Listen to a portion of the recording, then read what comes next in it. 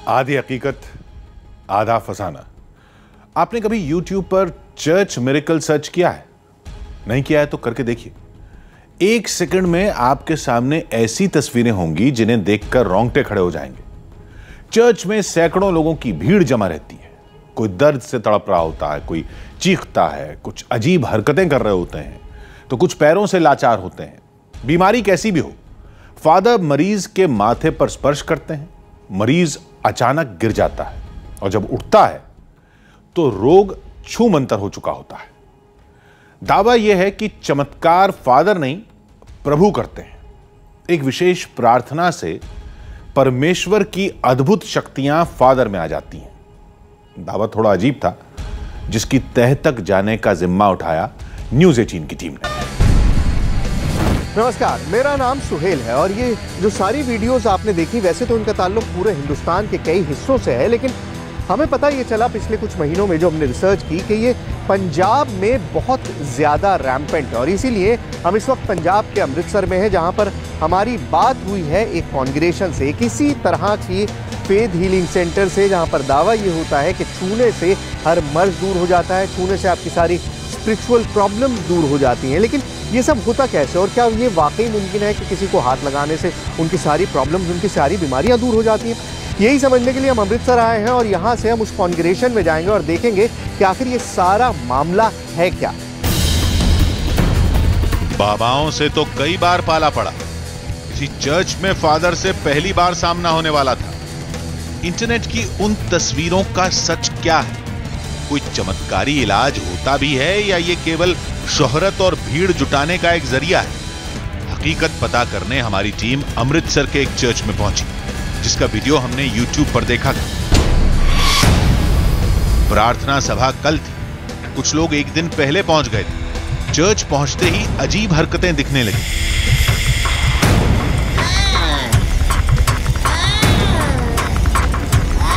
मालूम चला ये लोग प्रार्थना कर रहे हैं। एक मरीज दिखा जो चलने की प्रैक्टिस कर रहा था। घर वालों ने बताया इसे प्रभु ने ठीक किया। कुछ दिन पहले तक ये अपने आप उठ भी नहीं पाता था। बहुत प्रभु की इन्नी कृपा हो चुकी है, अपन दस नहीं सकते। और सर जिस दिन फर्स्ट टाइम तुरे सी ना चर्च में प्रार्थना की पापा ने, मैं उस दिन भूल नहीं सकती अपनी जिंदगी का। एकदम जिस मैं शॉक्ड हो गई, मेरी फुल फैमिली, मेरे बच्चे भी, असं फुल फैमिली इतने आ रहे हैं। तो फिर पापा की प्रार्थना करन दे अपने भी सर उठ गए थे, उठ के खुद इतों चल गए पोपड़ तक आए थे। मतलब साढ़े मतलब शब्द नहीं है उस दिन। वो दिन साडी जिंदगी का यादगार दिन बन चुका वा। हैरत तो तब हुई जब कुछ लोगों को हमने मेडिकल रिपोर्ट के साथ देखा। दावा है कि यह शख्स जीने की उम्मीद छोड़ चुका था। फिर जो डॉक्टर नहीं कर पाए वो इस चर्च में फादर ने कर दिया। आज ये मरीज बिल्कुल चंगा है। दवाई नालों दवा जिहड़ी है ना वो काम ज़्यादा कर रही है। हाँ, अपन पूरा विश्वास है उस प्रभु दे भी कहने मेरा बिल्कुल, मैं 1 रुपए की गोली भी उस तो बाद कोई टेस्ट नहीं की। 19 दे विच मैं आन के टेस्ट कराया, वो मेरे बेटे ने आखिर टेस्ट करा लो। फिर उस तो बाद मैं मेरिया किहड़ियां रिपोर्टां वो भी नॉर्मल, कि ब्लड मेरी नॉर्मल। तभी फादर बाहर निकले। कहते हैं इन्हीं के हाथों में वो चमत्कारी शक्ति है जिससे हर बीमारी चुटकी बजाते ही ठीक हो जाती है। लेकिन फादर के मुताबिक चमत्कार उनका नहीं, प्रभु का है। वो तो केवल एक जरिया है। आप ऐसा क्या कर रहे होते हैं कि मैंने आपकी वीडियोस देखी कि लोग आ रहे हैं, चीख रहे हैं, चिल्ला रहे हैं और एकदम से ठीक हो गए, गिर गए, सही हो गए। बाइबल में जैसे बाइबल ये कहती है कि जो गॉड है वो एक स्पिरिट है और यीशु भी उसी स्पिरिट से पैदा हुआ। जब उसने काम पूरा किया फिर वो स्पिरिट है और जीसस के नाम में स्पिरिट ऐसे मिलता है और स्पिरिट को एक आग, एक सामर्थ कहा गया है। वही सामर्थ हम जब विश्वास से भरते हैं, उस सोच में रहते हैं पॉजिटिव परमेश्वर के साथ, तो वो खुदा की वो सामर्थ हमारे ऊपर होकर काम करती है, जिससे ये काम प्रकट होते हैं। लोग गिरते हैं, लोगों को सामर्थ टच करती है। यहाँ प्रैक्टिकल सामने सामने परमेश्वर कर रहे हैं। तो मतलब जैसे कल आपकी प्रेयर मीटिंग है, हाँ, तो हमारे सामने भी इस तरह की चीज़ें होंगी, जरूर होंगी, अनबिलीवेबल होंगी। हाँ जरूर होंगी। वो तो फिर सबूत सामने मिल जाएगा। हाँ, तो कुछ पूछने की जरूरत ही नहीं है। बिल्कुल। अब इन तस्वीरों का सच सामने आने वाला था। ये इलाज एक चमत्कार है या कुछ और? चंद घंटे में ये हकीकत दुनिया के सामने होगी। अगले दिन चर्च का नजारा ही बदल गया। सैकड़ों की संख्या में लोग थे। सबको प्रार्थना सभा में जाने की हड़बड़ी थी। प्रेयर ग्राउंड में एंट्री करते ही यहाँ पर एक वेलकम टेबल की तरह है। अब इसमें होता ये है कि जो भी लोग आ रहे हैं उनके पास एक कार्ड है। मैं आपको भी करीब जाके दिखाता हूँ कि इस तरह से एक कार्ड यहाँ पर बना हुआ है। Ma'am can I have one card please?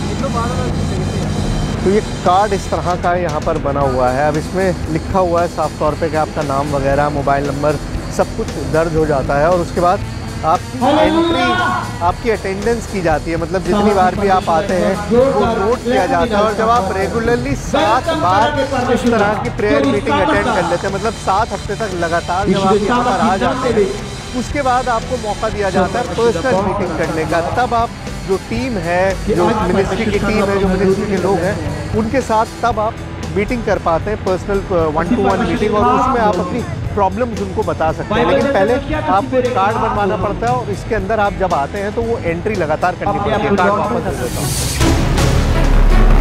कोई व्हीलचेयर पर था, किसी को सहारे की जरूरत थी, तो कोई गोद में था। मरीज कई, बीमारियां अलग अलग, लेकिन मंजिल सबकी एक। प्रार्थना सभा का ये पंडाल जहां फादर का चमत्कारी इलाज शुरू होने वाला था। यहाँ पर हजारों की तादाद में लोग अभी तक इकट्ठे हो चुके हैं और जैसे मैं बार बार कह रहा हूँ कि हर कोई अपनी प्रेयर में इतना लीन है कि कोई आसपास क्या कर रहा है किसी को अंदाज़ा नहीं है। आप यहाँ पर देखिए, मेरे चारों तरफ आप एनर्जी महसूस कीजिए। ये महसूस करिए कि यहाँ पर जो लोग हैं उनके अंदर किस तरह की एनर्जी है, जबकि अभी तक कुछ भी शुरू नहीं हुआ है। सिर्फ कुछ गवाहियाँ हुई हैं, कुछ टेस्टिमनीज हुई हैं, लेकिन लोगों का जो यकीन है वो वाकई में कमाल है। इन सब लोगों को यकीन है कि ये यहाँ पर है, तो इसीलिए है कि यहाँ पर ये बिल्कुल ठीक हो जाएंगे। और इसी यकीन के साथ ये सब अपनी सारी प्रॉब्लम्स के साथ यहाँ पर आते हैं और इस तरह से मगन हो जाते हैं। कोई झूम रहा था, किसी की आंखों में आंसू था, कोई अपने आप में गुम था। माहौल धीरे धीरे बदल रहा था। इसके बाद गवाही का दौर शुरू हुआ। हर हफ्ते यहाँ पर ये इसी तरह से चलता है। लोग आते हैं, अपनी प्रॉब्लम दर्ज कराते हैं और उसके बाद जब वो ठीक हो जाते हैं तो वो आके एक तरह से गवाही देते हैं, टेस्टिमनी देते हैं। यहाँ पर लोग हैं जो इस हफ्ते आए हैं, जो ठीक हो गए हैं और इन्होंने गवाही दी है। तो ये लाइन लगी हुई है उन लोगों की और उनको स्टेज पे ले जाकर ये बताया जाता है कि वो किस तरह से उनकी प्रॉब्लम्स सॉल्व हुई है। तो एक एक करके, मतलब जितने भी लोग हैं, पहले उनका नोट कर लिया जाता है कि वो किस तरह से ठीक हुए और उसके बाद फिर उनको एक एक करके स्टेज पे लाया जाता है और स्टेज पे उनकी गवाही को लोगों को पढ़ के बताया जाता है। लोग सुनते हैं कि किस तरह से उनको क्या क्या प्रॉब्लम्स थी और यहाँ पर सुखपाल राणा मिनिस्ट्री में आने के बाद वो किस तरह से ठीक हो गए। लेकिन ये अभी मेन इवेंट नहीं है, मेन इवेंट अभी शुरू नहीं हुआ है। मेन इवेंट अभी इसके बाद शुरू होगा। ये आखिरी है कि मिनिस्ट्री, वो जो गवाहियाँ चल रही हैं उन लोगों की जो लगातार यहाँ पर ठीक हुए हैं। इसके बाद फादर वहां पहुंचे। तो वक्त आ गया है, जो फादर हैं वो स्टेज पर पहुंच चुके हैं। पैस्टर सुखपाल जो है वो स्टेज पर हैं और लोगों से बातचीत कर रहे हैं और बातें वही हैं कि आपको आज बीमारियों से मुक्ति मिल जाएगी, आज आपको शैतान से मुक्ति मिल जाएगी, जो भी आपके साथ प्रॉब्लम्स हैं वो सॉल्व हो जाएंगी। और लोग उनकी हर बात का रिस्पॉन्ड कर रहे हैं, हाथ उठा के लोग उस बात का रिस्पॉन्ड कर रहे हैं। बिल्कुल लॉक्ड है, मतलब जो बात कही जा रही है उस बात को समझते हुए लोग उसी तरह से कर रहे हैं। चंगे हो जाओ। फिर ब्लेसिंग्स का दौर शुरू। चंगे हो जाओ। दावे के मुताबिक इससे प्रभु का आशीर्वाद लोगों तक पहुंच रहा है। सामान टच करने से लोग गिर सकते हैं। टच। अचानक पंडाल में लोग गिरने लगे। माना जाता है कि जो गिर रहे हैं उन्हें प्रभु का आशीर्वाद मिल गया। देखिए, जब से ब्लेसिंग्स का सिलसिला शुरू हुआ है तो लोग जो है वो बिल्कुल अलग अंदाज में हैं। एक के बाद एक मेरे चारों तरफ जो महिलाएं हैं वो गिरती जा रही हैं। मतलब एकदम ऐसा लग रहा है जैसे कोई पावर उन पर अटैक कर रही है और उस पावर के उसमें वो पूरी तरह से गिरती जा रही है। हम एक तरफ जा रहे हैं, दूसरी तरफ जा रहे हैं, मतलब कंटिन्यूअसली हम लोग इधर से उधर जा रहे हैं और हर तरफ जो है वो लोग वो गिरते जा रहे हैं। ये ठीक बैठी हुई थी, अब इन्होंने गिरना शुरू कर दिया। मतलब ब्लेसिंग रिसीव, बार बार कहा जा रहा है कि ब्लेसिंग रिसीव कर रहे हैं और जो ब्लेसिंग मिल रही है उसके बाद लोग गिरना शुरू हो रहे हैं। अब यहाँ पे देखिए पीछे इनके साथ भी कुछ ऐसा सा ही होने वाला है। ये उसी स्टेट में है, ट्रांस लेवल में है, और जब ट्रांस में होते हैं तो इसी तरह से कुछ होता है। तो यहाँ चारों तरफ वही सिलसिला चल रहा है।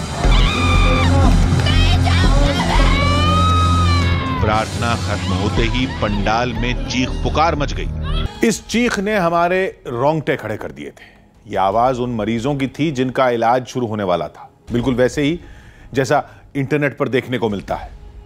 फादर अपना हाथ मरीज के सिर पर रखेंगे और बीमारी जड़ से गायब हो जाएगी। सबसे पहले कुछ महिलाओं का इलाज होना था। कहते हैं उनके शरीर पर कुछ शैतानों ने कब्जा कर रखा है। कौन मानेगा इस बात को? हमने भी नहीं माना था, लेकिन चर्च में हमने जो देखा उसने हमें अंदर तक हिला कर रख दिया। अब वही तस्वीरें आपके सामने आने वाली हैं। हो सकता है कुछ तस्वीरें आपको परेशान करें, लेकिन पड़ताल के लिए इन्हें दिखाना जरूरी है।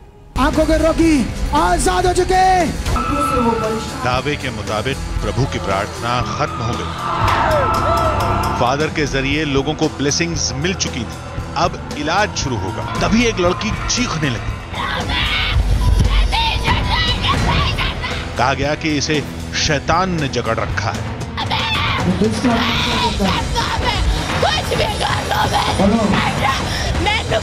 फादर की तरफ ले जाने पर चीखें तेज हो गई। कुछ भी कर लो। आगे खोल कर देख मेरी तरफ, मेरी तरफ देख, मुझे देख, मुझे सामने देख, सामने देख, देख इधर, इधर देख, खोल आगे। फादर के हाथ लगाते ही लड़की बेहोश हो गई और जब उठी तो हम चौंक पड़े। इलाज से पहले जो लड़की चीख रही थी, इलाज के बाद वो चुपचाप उठी और फादर के पैर छूकर चली गई। एक देख लिया आपने, अभी दूसरा देखिए। यहाँ पर एक और महिला आ रही है और इनके साथ भी उसी तरह का सिस्टम दिखाई दे रहा है कि बार बार चिल्ला रही है, चीख रही है, इस तरह से कह रही है जैसे इनके ऊपर कोई पोजीशन है, खींच के लाया गया है। किस तरह से इलाज होगा देखिए।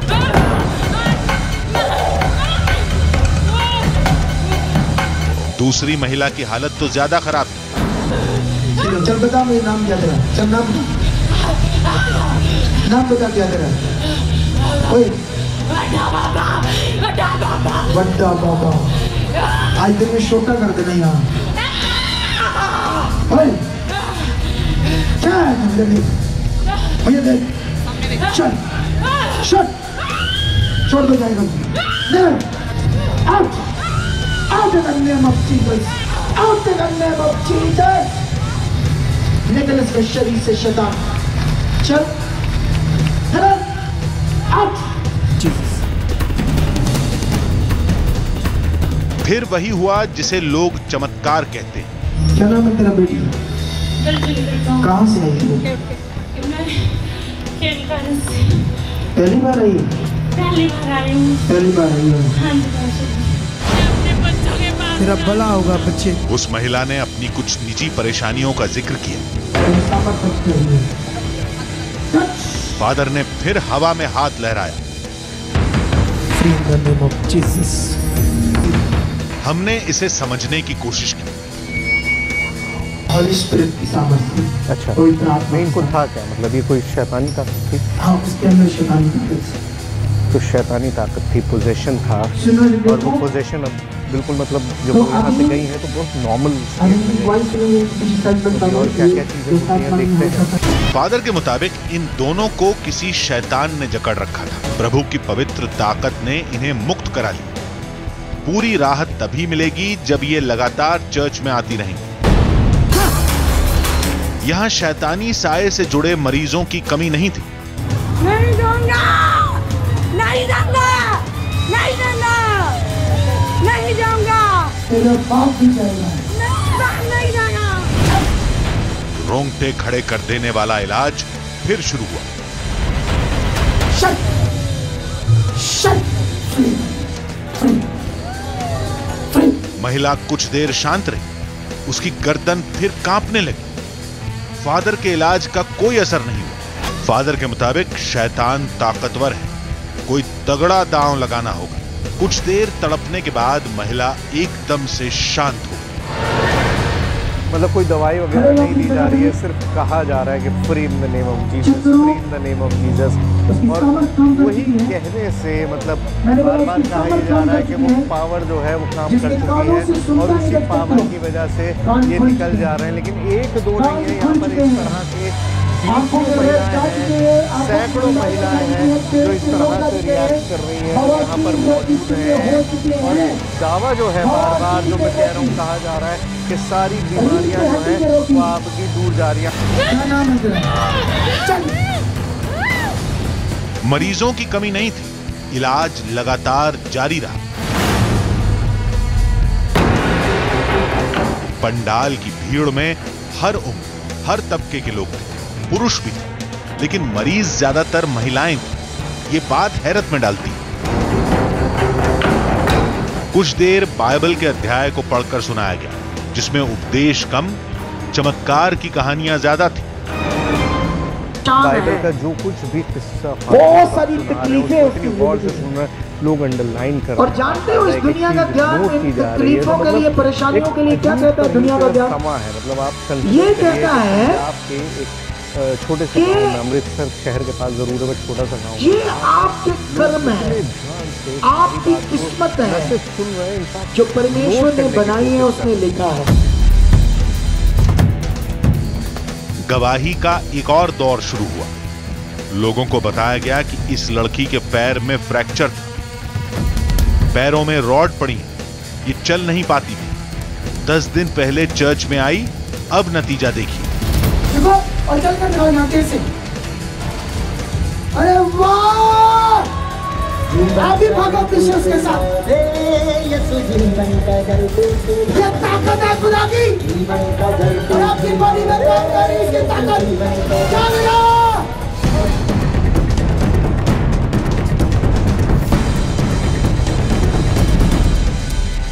10 दिन पहले तुम गिर गई थी सीढ़ियों से, क्या हो गया था? फ्रैक्चर, पैर की हड्डी फ्रैक्चर हो गई थी। पैर की हड्डी फ्रैक्चर हो गई थी और पीठ में, तो तुम खड़ी नहीं हो पा रही थी? नहीं। क्यों? वो झुका पैर पे बिल्कुल भी बाहर नहीं पड़ सका। आए थे मेरी मम्मी और मेरे भाई उठा के लेके आए। अच्छा, और ये तुमने बांधा हुआ था ये अभी? अच्छा, फिर आते ही जब मैंने थोड़ी देर में निकाल के रख दिया, फिर ठीक हो गए। अभी जब प्रेयर हुई तो मैंने रिसीव किया वचन को, फिर मैंने नीचे झुककर देखा, चल के देखा, मैं चलने लगी।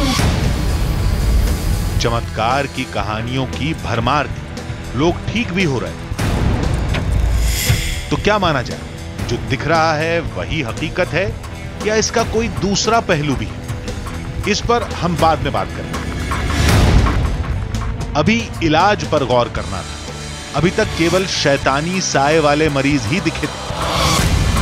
फादर ने कहा, धैर्य रखिए, आज का सबसे बड़ा चमत्कार अभी होने वाला है। फादर ने एक शीशी लेकर लोगों को कुछ समझाना शुरू किया। शीशी में पानी जैसा कोई लिक्विड था, जिसे सभी लोगों को लगाना था। जब ये आपने लगे अनॉइंटिंग ऑयल, तो बड़े विश्वास से, और लगाने के बाद जब तक मैं बोलता नहीं हूँ, एक सॉन्ग होगा, छोटा सा वर्शिप सॉन्ग, तो 10 मिनट तक सबके पास ये लग जाएगा और ये ऐसे लगना चाहिए, यस, विश्वास से, और बड़ी चीजें होने वाली हैं।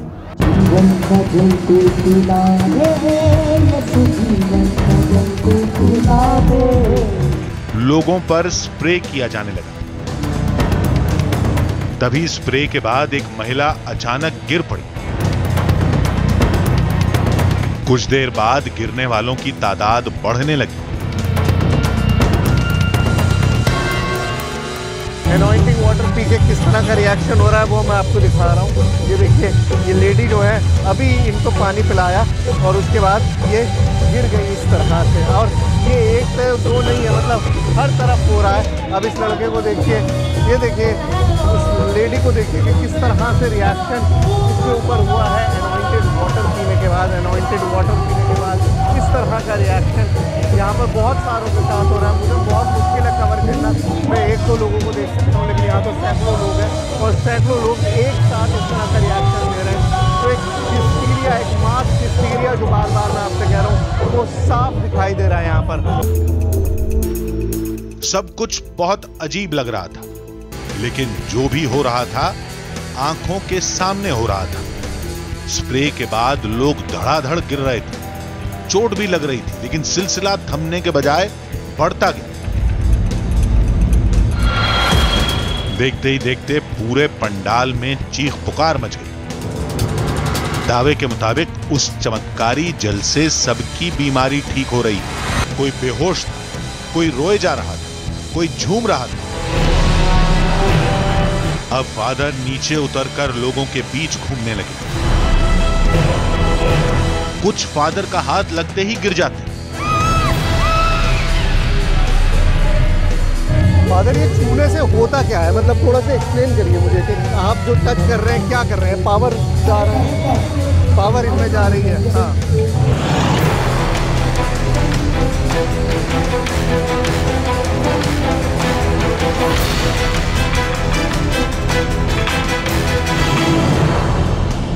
मतलब इतना इंस्टेंट इलाज आपने शायद पहले कभी नहीं देखा होगा कि सिर्फ छू देने के बाद जो खड़े नहीं हो पा रहे हैं उनको एकदम से कह दिया जा रहा है कि खड़े हो जाओ, और वो लोग रिस्पॉन्ड भी कर रहे हैं, वो खड़े भी हो रहे हैं एक साथ। सब लोग मतलब सिर्फ इतना कह देने से कि खड़े हो जाओ, सब लोग खड़े हो जा रहे हैं।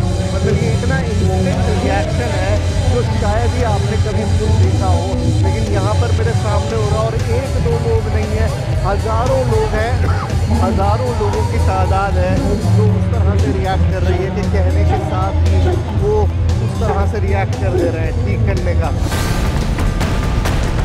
कुछ मरीजों की हालत बहुत गंभीर थी, जिन्हें चर्च में कई दिन तक रहने के लिए कहा गया।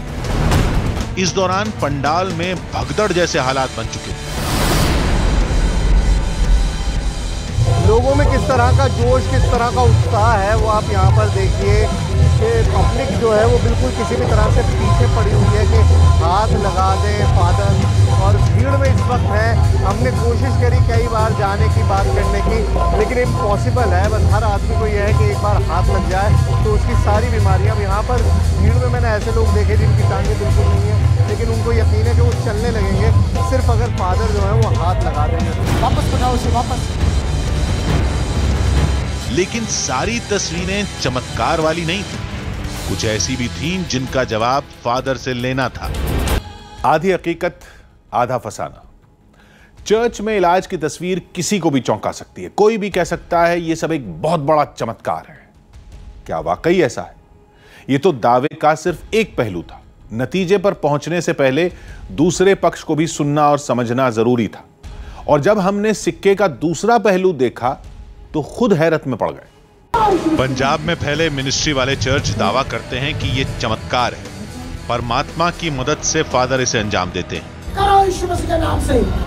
कैथोलिक और प्रोटेस्टेंट चर्च जो मुख्य धारा के माने जाते हैं, उनके मुताबिक ये फेथ हीलिंग नहीं, फेक हीलिंग है।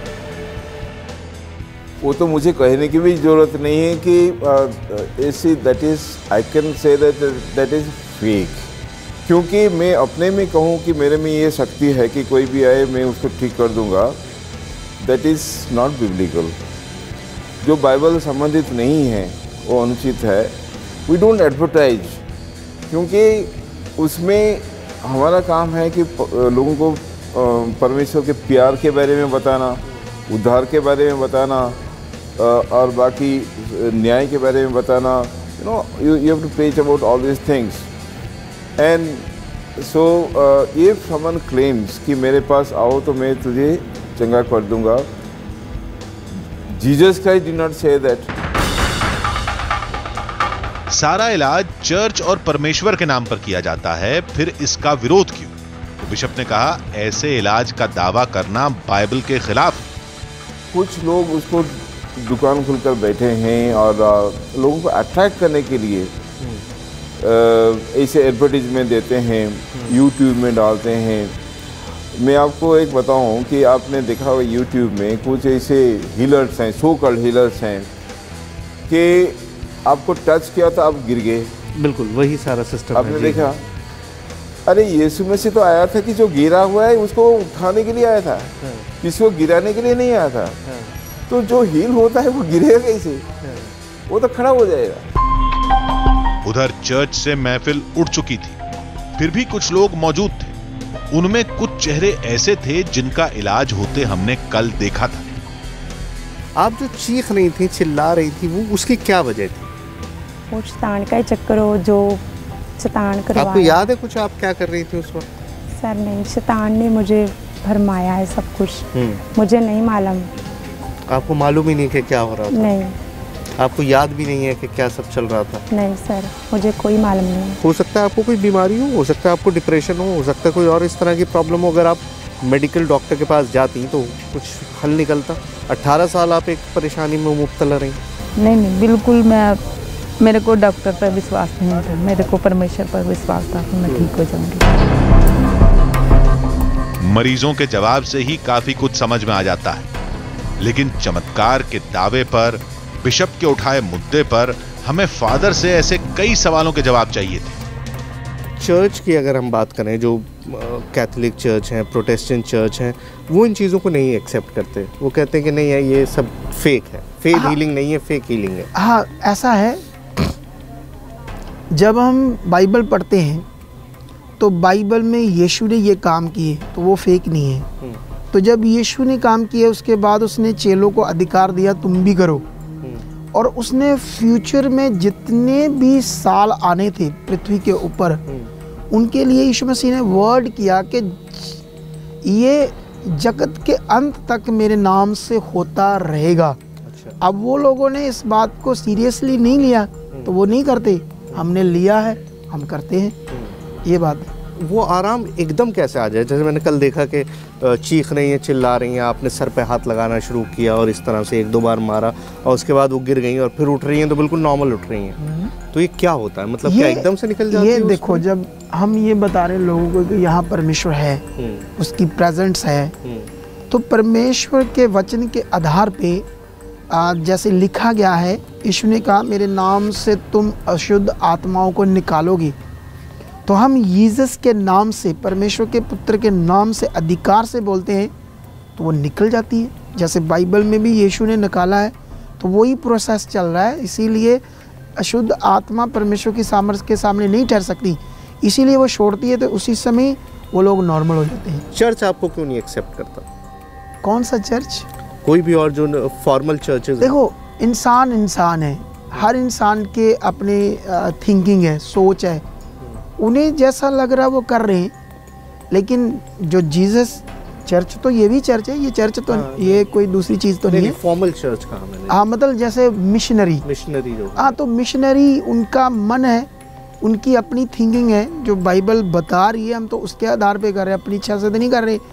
और बड़ी बात ये है, ये मनुष्य तो कर ही नहीं रहा ना, मैं तो नहीं कर रहा ना, मेरे साथ खुदा की शक्ति काम कर रही है, परमेश्वर की शक्ति काम कर रही है, तभी ये पॉसिबल है। इस पूरे मामले पर मेडिकल साइंस क्या कहती है, ये जानना भी जरूरी था। इसके लिए हमारी टीम एक मनोचिकित्सक के पास पहुंची, जिनके मुताबिक मरीज का दर्द और इलाज का असर एक खास मनोदशा का असर होता है। मेंटल हेल्थ की एक क्षमता है, जब तक वो पेन को बर्दाश्त कर सकता है। अगर पेन उससे ज़्यादा दी जाएगी किसी भी इंसान को, तो उसका मेंटल जो रैक हो जाएगा, मेंटल क्योस हो जाएगा, जिसको हम मेंटल ब्लॉक भी बोलते हैं और नर्वस ब्रेकडाउन भी बोलते हैं। जब ये नर्वस ब्रेकडाउन होने को होता है तो इंसान के अंदर बहुत सी ऐसी फीलिंग्स आती हैं, बड़ी अननेचुरल फीलिंग्स आती हैं। ये जो अननेचुरल फीलिंग्स आती हैं, अपने बारे में भी आती हैं, किसी के बारे में भी आती हैं। तो इन चीज़ों का हम ट्रीटमेंट करते हैं। ये डिसोसिएटिव डिसऑर्डर है। चलिए, ये तो मेंटल हेल्थ की बात हो गई, लेकिन अगर कोई वाकई फिजिकली बीमार है, वो ये कह रहा है कि मुझे रसौली थी, मुझे जिस्म में दर्द था, मेरे घुटने ख़राब थे और यहाँ आकर मैं ठीक हो गया, वो क्या होता है डॉक्टर साहब? हमारी जो सोमैटिक प्रॉब्लम्स हैं ना, उनमें 90% जो फिज़िकल कंप्लेंट्स ही होती हैं और 90% लोग ऐसे ही समझते हैं कि ये शायद फिज़िकल प्रॉब्लम है। अब कई बार तो वो ऑपरेट भी करा लेते हैं, लेकिन ये सब साइकोसोमैटिक डिसऑर्डर्स होते हैं जहाँ पे हमारी साइकोलॉजी इतना ज़्यादा इन्फ्लुएंस करती है कि वे फिज़िकल सिम्टम्स पैदा करती है। और कभी ना कभी यहाँ पे सिर दर्द, सर्वाइकल और हेडेक और इंडाइजेशन, कॉन्स्टिपेशन और पेट में गैस, ये ऐसे सिम्टम्स हैं जो बहुत से जो साइकोसोमैटिक के साथ रिलेटेड हैं। मेडिकल साइंस का अपना एक अलग नजरिया होता है। मसला ये नहीं है। मिनिस्ट्री कहती है ये सब चमत्कार है। मुख्य धारा वाली चर्च के मुताबिक ऐसा इलाज बाइबल के खिलाफ है। सवाल सैकड़ों लोगों की सेहत और जिंदगी का है, इसलिए इसे आस्था के नाम पर टाल भी नहीं सकते। फिर भी अंत में हम यही कहेंगे जो हमेशा कहते रहे, आस्था को पूजा तक ही सीमित रखें। बीमारियों का इलाज डॉक्टर को ही करने दें। वैसे भी मेडिकल साइंस में ऐसे किसी भी इलाज के लिए कोई जगह नहीं है। आधी हकीकत आधा फसाना।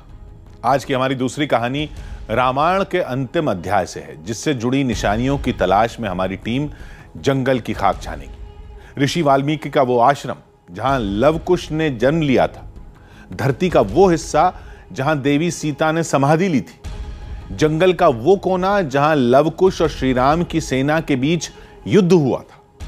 कहते हैं घने जंगल में त्रेता युग से जुड़ी वो सभी निशानियां आज भी मौजूद हैं।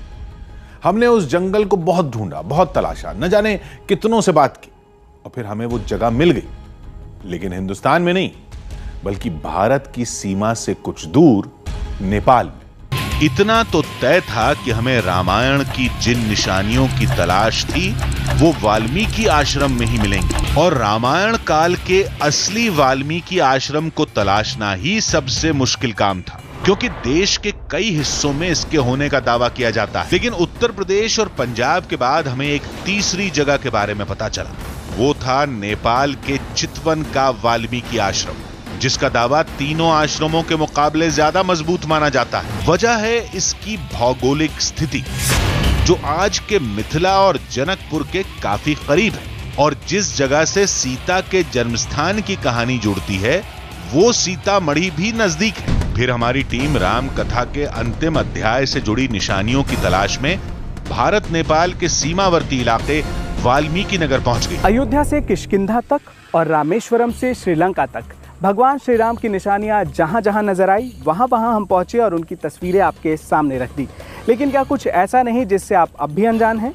नमस्कार, मेरा नाम जितेश है और आज हम मौजूद हैं भारत नेपाल की सीमा पर वाल्मीकि नगर में, और हमारी मंजिल है सीमा के उस पार नेपाल के वाल्मीकि आश्रम में, जिसके बारे में आपने बहुत कुछ सुना होगा, कई जगह पढ़ा होगा, लेकिन उसकी तस्वीरें नहीं देखी होगी। बिहार के वाल्मीकि नगर से नेपाल के वाल्मीकि आश्रम जाने के लिए अब इस टाइगर रिजर्व एरिया को पार करना था। 900 स्क्वायर किलोमीटर में फैले इस टाइगर रिजर्व एरिया में बाघ के साथ दूसरे कई जंगली जानवर हैं, लेकिन सबसे ज्यादा खतरा रहता है बाघ से,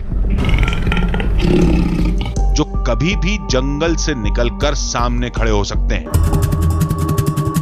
आधा रास्ता गुजर जाने तक कोई जंगली जानवर नहीं दिखा तो हमने राहत की सांस ली, लेकिन खतरा अभी टला नहीं था। वाल्मीकि आश्रम पहुंचने के हमारे पूरे सफर का एक पड़ाव पूरा हो चुका है। अब दूसरा पड़ाव शुरू होने जा रहा है, जो हमें पैदल ही तय करना है।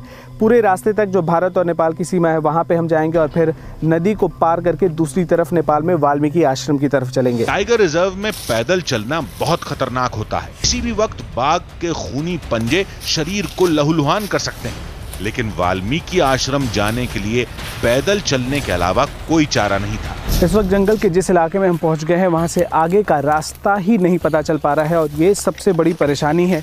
इस जंगल के अंदर तमाम जंगली जानवरों का खतरा है, लेकिन उससे पहले हमारे लिए मुसीबत है रास्ते का बिल्कुल पता नहीं चल पाना, और इस तरह के जो पौधे यहाँ पे हैं, जो कांटेदार पौधे हैं, उसको पार करना बहुत बड़ी परेशानी बन गई है। चारों तरफ ये कांटेदार पौधे हैं, जिनको पार करते हुए हमें कम से कम रास्ता खोजना है जिससे हम आगे जा सके, और जितना जल्दी हो सके वो हमें करना होगा ताकि हम निकल सके। तमसा नदी का किनारा देखकर हमने राहत की सांस ली। मतलब त्रेता युग का वो अद्भुत साक्ष्य बेहद करीब था। अब हम अपनी मंजिल के बेहद करीब पहुंच चुके हैं। ये तमसा नदी का किनारा है, वो तमसा नदी जो आज भारत और नेपाल के बीच की जो बाउंड्री है उसको डिसाइड करती है। इस इलाके में इस नदी के एक तरफ भारत है, दूसरी तरफ नेपाल है। लेकिन इस नदी की कहानी सिर्फ इतनी नहीं है कि ये दोनों देशों के बीच में सीमा रेखा का काम करती है, बल्कि कहानी बहुत बड़ी है, बहुत पुरानी है। वो पूरी कहानी भी आपको बताएंगे, लेकिन पहले इस नदी को पार करते हैं। बताया जाता है कि रामायण के लिखे जाने की कहानी इसी पौराणिक नदी से जुड़ी है। कहानी कुछ ऐसी है कि एक बार महर्षि वाल्मीकि तमसा नदी किनारे पूजा कर रहे थे। तभी एक शिकारी ने उनके सामने ही एक सारस को मार डाला। सारस की मौत से दुखी होकर महर्षि ने उस शिकारी को श्राप दे दिया। बताया जाता है कि उस श्लोक से ही महर्षि वाल्मीकि को रामायण लिखने की प्रेरणा मिली थी। वाल्मीकि नगर के घने जंगल को भी हमने पार कर लिया और तमसा नदी के किनारे को भी पार करके अब हम अपने देश की सीमा से बाहर नेपाल आ चुके हैं। हिंदुस्तान दूसरी तरफ है नदी के और यहाँ से नेपाल शुरू हो चुका है। वाल्मीकि आश्रम के बिल्कुल करीब हम पहुँच चुके हैं, जिसके लिए हमने इतने देर से अपना सफ़र शुरू किया हुआ था। यहाँ पर संस्कृति दोनों देशों की बिल्कुल सेम है। रामायण की कथा की शुरुआत ठीक इसी जगह से हुई थी। अब इसके बाद भाषा बदल जाएगी, दूसरी तरफ हिंदी बोली जाती है, यहाँ पर नेपाली बोली जाएगी। लिपि बिल्कुल सेम है लेकिन यहाँ पे भाषा बदल जाएगी और उसके बाद हमारा सफर और ज्यादा रोमांचक होगा। दावे के मुताबिक इस जगह की कहानी रामायण के उस वक्त से जुड़ती है जब श्री राम के कहने पर लक्ष्मण सीता को जंगल में छोड़ने गए थे। तब महर्षि वाल्मीकि ने सीता को अपने आश्रम में आसरा दिया था। कहते हैं यही वो वाल्मीकि आश्रम है जहाँ त्रेता युग में सीता रहा करती थी, जहाँ लवकुश का जन्म हुआ था और जहाँ सीता पाताल में समा गई थी। लेकिन हम इस बात को कैसे मान लें कि ये वही जगह है? तो लोगों ने बताया कि वाल्मीकि आश्रम की भौगोलिक स्थिति को लेकर रामायण में जैसा जिक्र किया गया है, ये आश्रम ठीक उसी जगह पर है। आप अध्ययन भी करके देख सकते हैं कि रामचरितमानस के लौ कुश कांड में ही वर्णन है कि भगवान राम ने, पुरुषोत्तम राम ने सीता को घर से जब निष्कासित किया तो उन्होंने लक्ष्मण को आदेश दिया है कि तुम यहाँ से उत्तर दिशा में और उत्तराखंड में इसे लाकर के वहीं जंगल में छोड़ दो। और उसमें एक चीज़ वर्णन है कि वह कुछ कोस की दूरी पर, जोजन शब्द आया उसमें, कुछ जोजन की दूरी पर जनकपुर से कुछ जोजन की दूरी पर ही सीता को छोड़ा गया।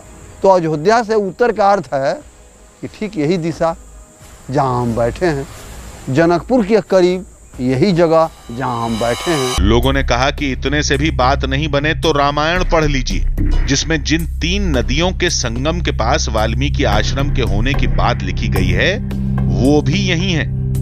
एक सबसे अहम प्रमाण मिला कि उसमें शब्द नारायणी है, जो गंडक नदी के लिए जो शब्द प्रयोग किया गया है वो नदी यही है। और खास करके उसमें एक चीज है, 3 नदियों के संगम से, सोन गंगा, श्वेत गंगा, सोन गंगा और काली भद्र, ये तीनों के संगम प्लेस के पास ही वाल्मीकि रहते थे। जो आपके बगल से सोनभद्र बह रहा है, आगे में आपको काली गंगा मिलेगी और उसके बाद श्वेत भद्र।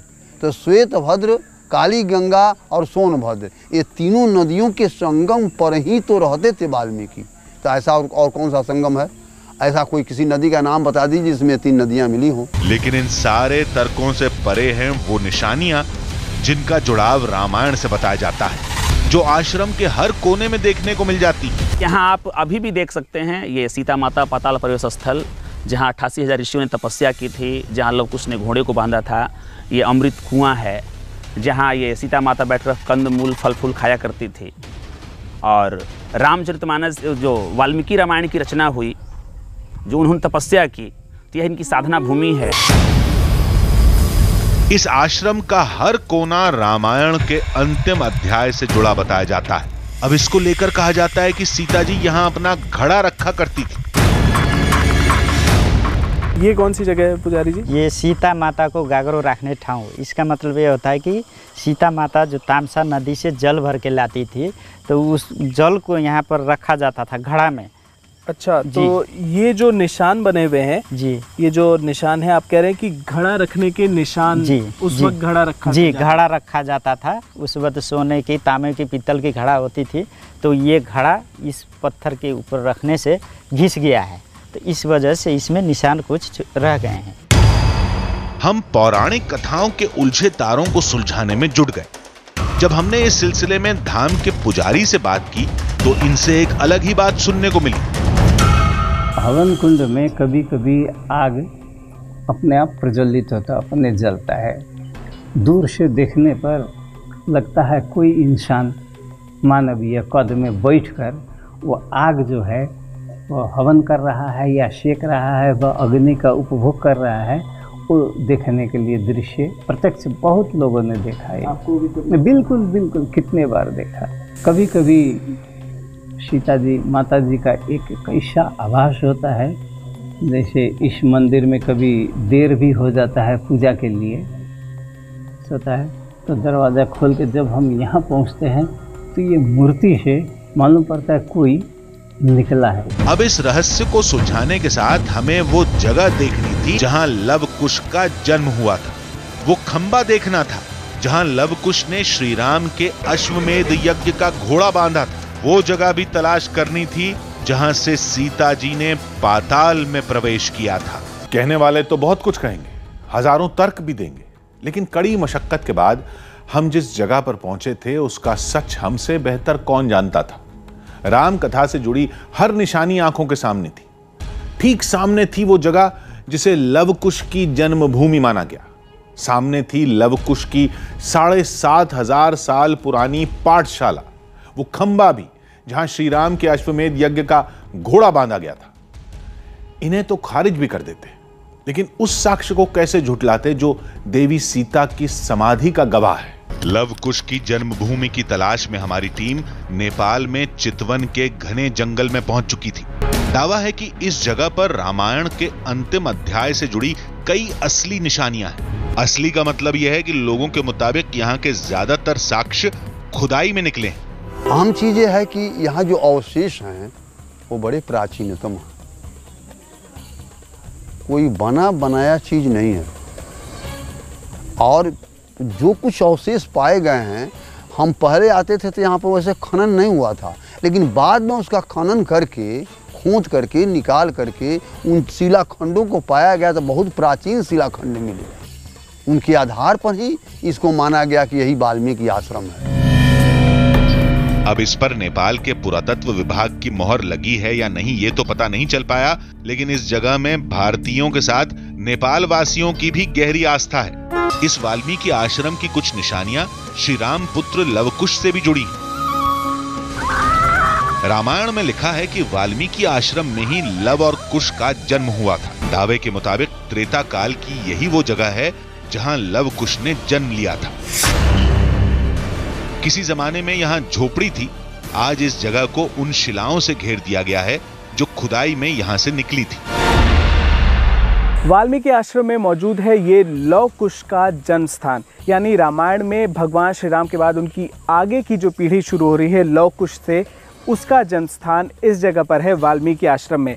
आज इस जगह पर ये कुछ एक मूर्तियां रखी हुई हैं, जिन मूर्तियों को यहाँ पर 64-65 के आसपास यहाँ पे जब उत्खनन किया गया था, उसके बाद ये ठीक वो जगह निकली थी जहाँ पे लव कुश के जन्म का स्थान पहले माना जाता रहा था। पहले से यहाँ पर विशाल स्ट्रक्चर खड़े थे, वो खुदाई के बाद तब निकली थी और तब से इसी जगह को लव कुश का जन्म स्थान मान करके पूजा जाता है। चूँकि ये जगह उसी वाल्मीकि आश्रम में है, इसीलिए इसकी प्रामाणिकता और ज़्यादा बढ़ जाती है और जिन लोगों को इसमें आस्था है उनका विश्वास भी इसमें और ज़्यादा बढ़ जाता है।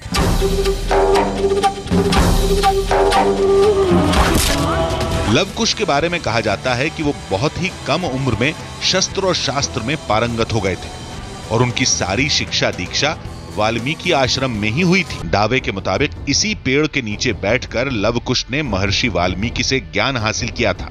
पेड़ तो वही नहीं होगा, लेकिन जगह को पौराणिक काल का ही माना जाता है। यहाँ पर नेपाली में भी लिखा हुआ है, वाल्मीकि ऋषि ले लव कुश लाई शिक्षा दिए को स्थल, यानी वाल्मीकि ऋषि के द्वारा लव और कुश को यहीं पर शिक्षा दी जाती थी। अब आप जानते होंगे कि कहानी के मुताबिक लव और कुश दोनों ही तमाम शास्त्रों के ज्ञाता थे। उन्हें बहुत कम उम्र में शास्त्रों की ट्रेनिंग दी गई थी, उन्हें शिक्षा दी गई थी और अस्त्र शस्त्र चलाने में तो वो माहिर थे ही। आज इस जगह को आप देखिए, चारों तरफ जंगल का इलाका है। ठीक इसके पीछे तमसा नदी अब भी बहती है, जिसका पुराणों में जिक्र था और इसी जगह पे काफ़ी जंगल था तो काफ़ी चुनौतियाँ थी। ठीक इसी जगह पर ऋषि वाल्मीकि लेकर लव और कुश को बैठा करते थे और शिक्षा दिया करते थे। बताया गया कि इस पाठशाला के पास वो जगह भी है जहां लव कुश खेला करते थे, लेकिन यहाँ पर कोई पत्थर नहीं बल्कि एक लता है। कहते हैं लव कुश इन लताओं को झूला बनाकर झूलते थे। ये झुलुआ इसीलिए कहा गया है कि लोग उसका यहाँ पर जो लोग कुछ यहाँ पर पढ़ते थे लिखते थे तो अपने थोड़ा सा टिफिन टाइम में खेलने लगते थे लत्तियों पर। अब उस समय में तो लोहा लकड़ का झूलवा नहीं था, तभी भी इसी लत्तियों को लेकर वो लोग झुलुआ बनाकर अपना मनोरंजन करते थे। तो लेकिन कई लोग ये कहेंगे कि ये कैसे हो सकता है, कितने साल से ये झूला यहाँ पर मौजूद हो, कैसे? जी नहीं, जैसे कि ये लौह कुश का जो पाठशाला यहाँ पर अवस्थित है, सामने ही आप देख सकते हैं कि इस तरह के लत्तियाँ दूसरे जगह में नहीं पाए जाएंगे आपको। अच्छा, पूरे नेपाल में और आसपास के इलाके में कहीं नहीं मिलता है यहाँ पे। अच्छा, और इसीलिए ये माना जाता है कि यही वो जगह है उन लोगों का। जी, निशानियों की तलाश करते करते हमने जंगल की अनदेखी कर दी। नतीजा यह हुआ कि हम रास्ता भटक गए। जंगली हाथियों को लेकर हमारी टीम को पहले भी चेतावनी मिल चुकी थी, लिहाजा बहुत सावधानी के साथ आश्रम में वापस जाने का रास्ता तलाशना था। जंगल का कानून पूरी तरह से अनप्रेडिक्टेबल होता है और बहुत ही ख़तरनाक होता है। यानी यहाँ पर कब कौन सी आफत आ जाए आपको पता ही नहीं चलती, और हल्की भी सी सरसराहट भी यदि होती है, क्योंकि हम लोग जब चल रहे हैं तो सूखे पत्ते गिरे हुए हैं, तो आप पूरी तरह से डर जाते हैं। और वो भी तब जबकि आप वाल्मीकि टाइगर रिज़र्व के बिल्कुल करीब हैं। भारत और नेपाल दोनों तरफ टाइगर रिज़र्व है। हाल ही में यहाँ पर हमारी टीम इसलिए नहीं पहुँच पाई थी क्योंकि हाथियों का झुंड जंगल में आ गया था, जिसके बाद हमें शूटिंग रोकनी पड़ी थी। किसी तरह से हमने जंगल की इस भूल भुलैया को पार किया और आश्रम में उस जगह पहुंच गए जहां की कथा श्री राम के अश्वमेध यज्ञ से जुड़। रामायण में लिखा है कि चक्रवर्ती सम्राट बनने के लिए श्री राम ने अयोध्या में अश्वमेध यज्ञ किया था। श्री राम का अश्व तेजी से दौड़ते हुए हर राज्य पर जीत की पताका फहराता जा रहा था। जब वो घोड़ा वाल्मीकि के आश्रम से गुजर रहा था, तब लव कुश ने उसे पकड़ लिया। कहते हैं लव कुश ने श्री राम के घोड़े को आश्रम में इस जगह बांधा था। पुजारी जी, क्या ये वही जगह है जिसके बारे में कहा जाता है कि यहाँ घोड़े को बांधा गया था? जी हाँ, ये वही खंबा है और अच्छा। वही स्थल है ये। अच्छा, जो ये लव और कुश ने यहाँ पर घोड़ा बांधे हुए थे। लेकिन ये क्या बाद में स्ट्रक्चर बनाया गया, ये उसी वक्त से बना हुआ है, क्या इसकी कहानी? ये तो ऐतिहासिक त्रेता युग का ही ये खंबा है, लेकिन बाद में ये थोड़ा सा टूट जाने के वजह से इसमें थोड़ा सा मेंटेनेंस किया गया है। अच्छा, इनको सुरक्षित करने के लिए। तो ये आप जो देख रहे हैं इस वक्त, ये कोई हाल का बनाया हुआ, सिर्फ इसको मेंटेन करने के लिए थोड़ा सा इस पे कंस्ट्रक्शन किया गया है।